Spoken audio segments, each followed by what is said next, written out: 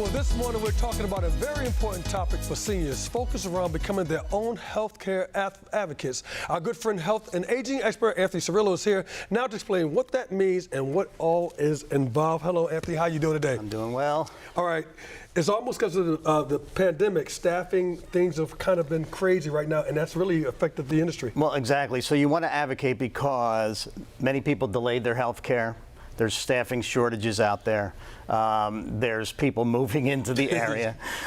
So you really have to make sure you get the time that you need with your physician. And, you know, a lot of people use the ER for their primary care doctor's office. That complicates things as well. So just lots going on. So you have to make sure you grab their attention and get your answers. Okay, so where do we start in advocating for our own health care? Yeah, so there's two aspects of this. One's the medical, and one's the financial. So you basically want to do the normal things. Do your research, ask lots of questions, get second opinions. But the most important thing you want to do is pick a primary care physician, because they're your gatekeeper.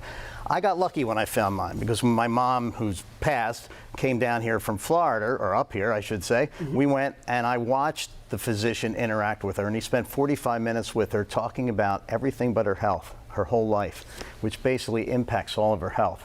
When you can witness that, I change physicians immediately.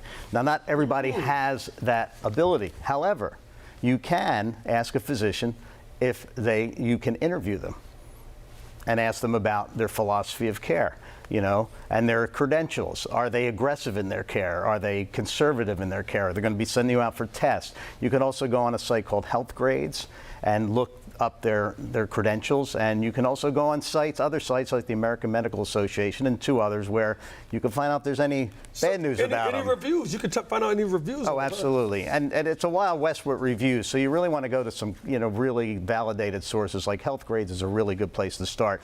You would find reviews on Yelp, I'm sure, and Google and those types of things too.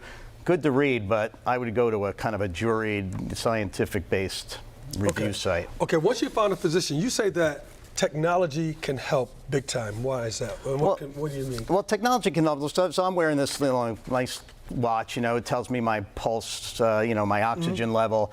There's an app built into this. If you have a patient, a person with cognitive issues, if they walk beyond a certain boundary, they will, it will be alerted. So there are good apps out there and good devices that go on the apps, but there are also 40,000 apps in the App Store, probably more than that. So it's best to get some from really respected places. Like if the Cleveland Clinic or the Mayo Clinic has apps, then there's some you want to look at. There's also a site called imedicalapps.com that you can go to. They review apps and can point you to the ones that make the most sense. I mean, you can have things buried in your Echo Show and all kinds of things so that it can do checkups on you and report back to family members and things like that. So Anthony, where can we get more information? This is a big deal. It's theagingexperience.com. Theagingexperience.com. Thank you very much. We appreciate you. Sure.